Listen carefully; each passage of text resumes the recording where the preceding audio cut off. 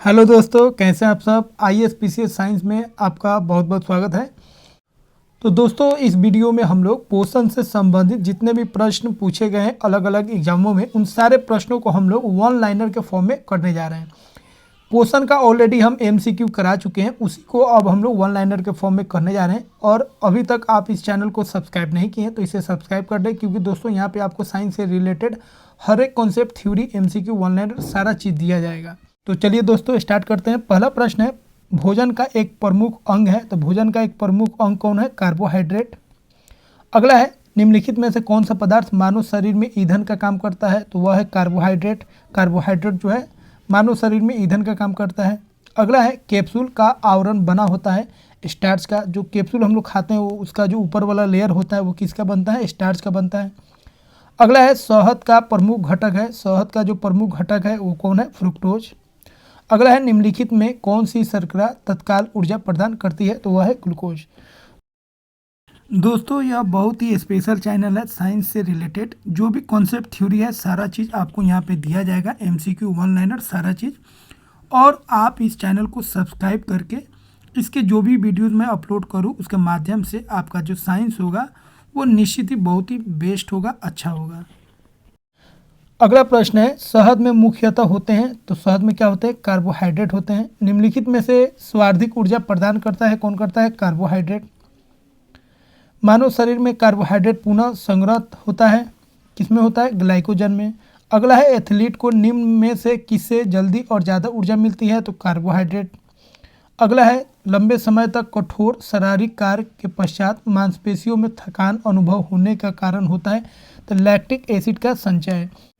अगला प्रश्न है, रक्त ग्लूकोज स्तर सामान्यतः व्यक्त किया जाता है mg के प्रति डेसीलीटर में। अगला है, प्रोटीन बनाने के लिए कितने अमीनो अम्ल आवश्यक होते हैं? 20। शरीर में ऊतकों का निर्माण किससे होता है? तो प्रोटीन से होता है। अगला है, प्रोटीन को निम्नलिखित में से क्या माना जाता है?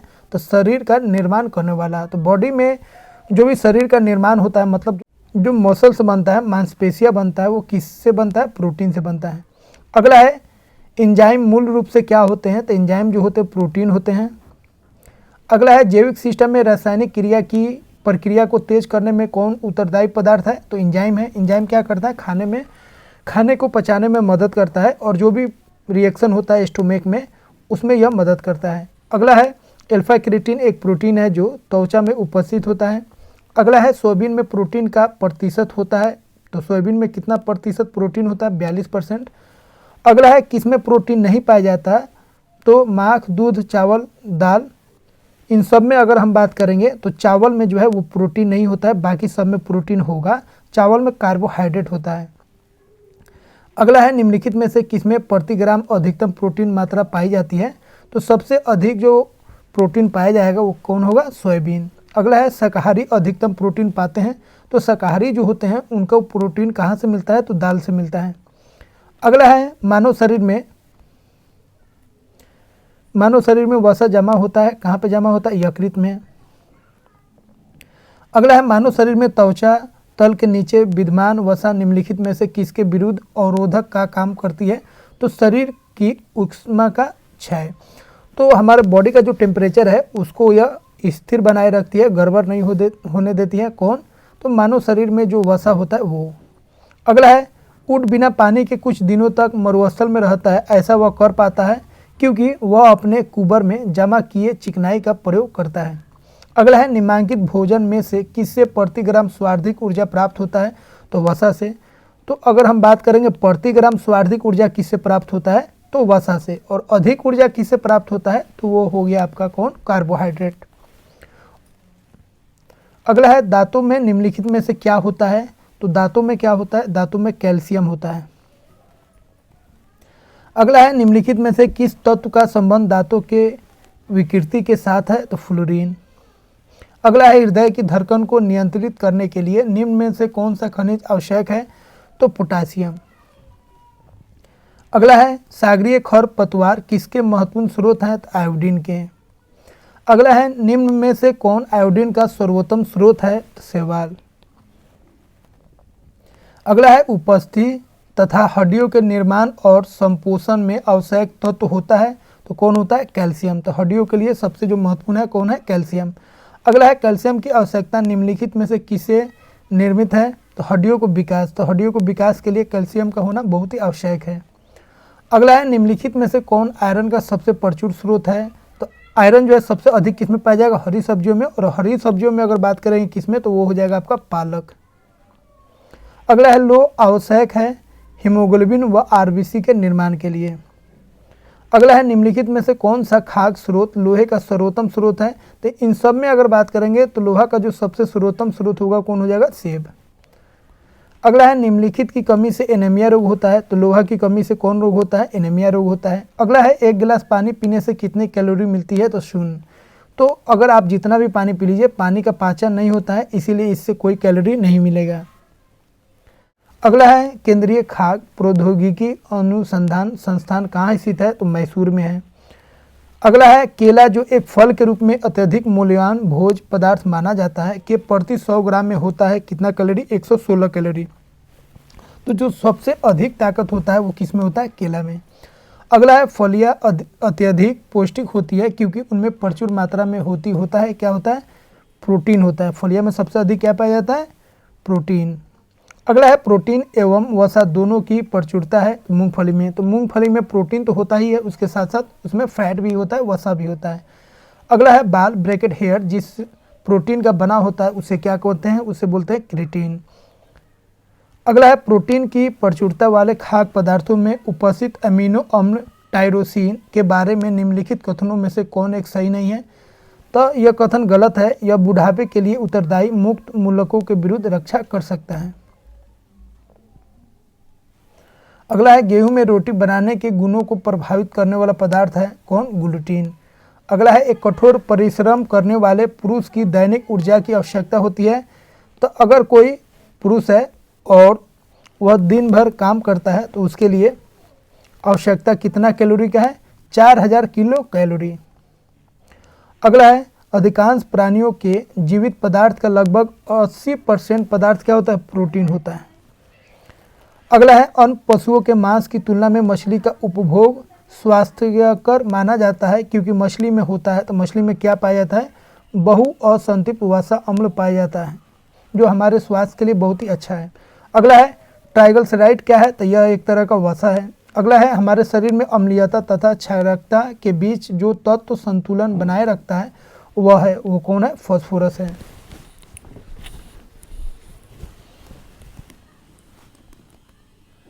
अगला है निम्नलिखित में से कौन सा यौगिक मानव शरीर में संग्रहित नहीं रहता है? तो वह हो गया आपका कौन? एमिनो अम्ल।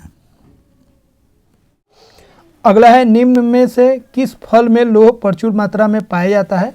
तो जामुन, करौंदा, लोकाट, अमरूद में बात करेंगे तो करौंदा में सबसे अधिक मात्रा में लोह पाया जाता है।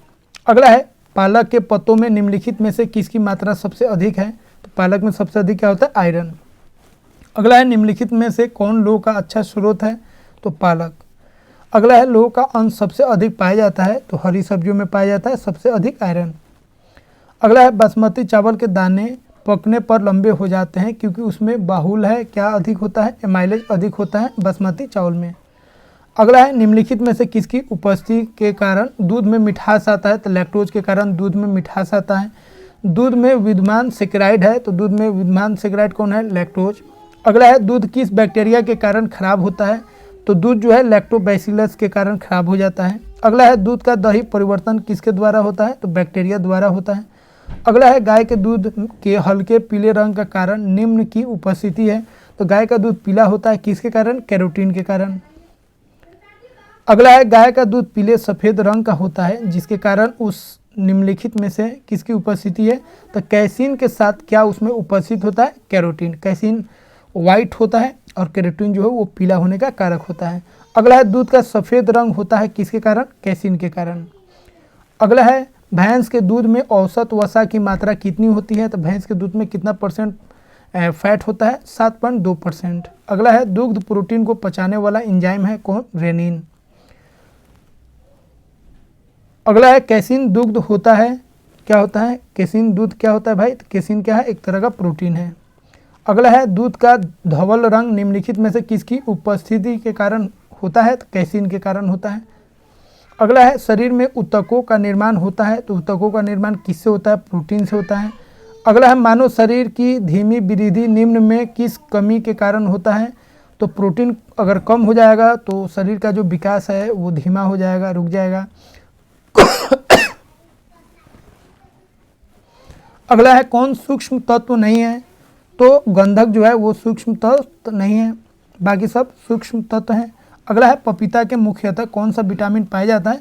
तो पपीता में विटामिन सी पाया जाता है। अगला है निम्नलिखित में से कौन विटामिन ए का प्राकृतिक स्रोत नहीं है? तो विटामिन ए जो होता है वो किस में पाया जाएगा? आम, पपीता और गाजर में। अगला है एल्फा कैरोटीन एक प्रोटीन है जो कहाँ पे पाया जाता है? त्वचा में यह पाया जाता है। अगला है निम्नलिखित में से कौन सा पदार्थ प्रोटीन नहीं है? तो कपास जो है वो प्रोटीन नहीं है, बाकी केस, बाल, लूता, रेशम या खूर जो होता है ये क्या होता है? प्रोटीन से बने होते हैं। अगला है निम्नलिखित में से कौन प्रोटीन को विकृत नहीं करता है? तो अवरक्त किरणें जो है वह विकृत नहीं कर पाता है किसको? प्रोटीन को। अगला है तरुण तथा वृद्ध व्यक्तियों में प्रोटीन की आवश्यकता होती है, तो वृद्धों में उच्चतर एवं तरुणों में न्यूनतर होती है। अगला है समान क्रियाशील महिलाओं के लिए प्रोटीन की उपयोग दैनिक मात्रा कितना है? 45 ग्राम। अगला है दूध पिलाने वाली माँ को प्रतिदिन आहार में कितने ग्राम प्रोटीन की आवश्यकता होती है? 70 ग्राम। अगला है माँ का दूध नवजात को लगभग संपूर्ण आहार प्रदान करता है, किंतु इसमें निम्नलिखित का अभाव होता है। किसका कमी होता है? लोहा का कमी होता है। अगला है दूध किसका घटिया स्रोत है? तो दूध में विटामिन सी नहीं होता है।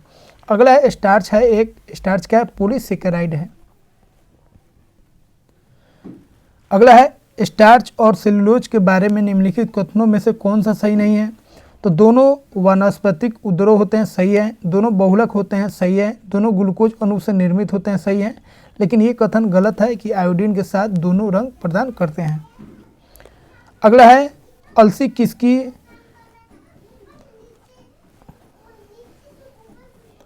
अगला है अलसी किसका प्रचुर है? तो अलसी में सबसे अधिक क्या पाया जाता है? ओमेगा 3 वसीय अम्ल। अगला है निम्नलिखित में से कौन सा अल्फा लियोलेनिक अम्ल ब्रैकेट 18 कार्बन युक्त ओमेगा 3 फैटी अम्ल का सर्वोत्तम स्रोत है? तो कौन है? अलसी। अगला है दूध में प्रोटीन और कार्बोहाइड्रेट के अतिरिक्त पोषणदायक अन्य तत्व में निम्नलिखित हैं। तो दूध में प्रोटीन है, कार्बोहाइड्रेट है, ठीक है। उसके बाद और कौन कौन होता है? पोटासियम होता है, कैल्शियम होता है। अगला है निम्नलिखित में से कौन सा मुख्यतः कार्बोहाइड्रेट है? तो कार्बोहाइड्रेट कौन है? चावल। गेहूँ और जौ में बहुत सारा चीज़ होता है, प्रोटीन होता है, लेकिन चावल में अधिकतर क्या होता है? कार्बोहाइड्रेट होता है। अगला है हमारे शरीर में त्वचा तल के नीचे विद्यमान वसा निम्नलिखित के विरुद्ध अवरोधक का काम करती है।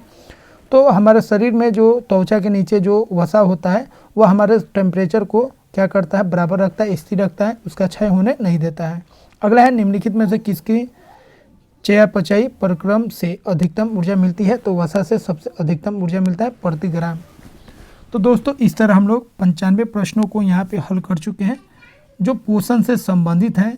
दोस्तों अगर यह वीडियो आपको अच्छा लगा तो इसे लाइक कीजिए और इस चैनल को अभी तक आप सब्सक्राइब नहीं किए तो इसे सब्सक्राइब कर लें। तो दोस्तों मिलते हैं हम लोग अगले वीडियो में एक नए टॉपिक के साथ।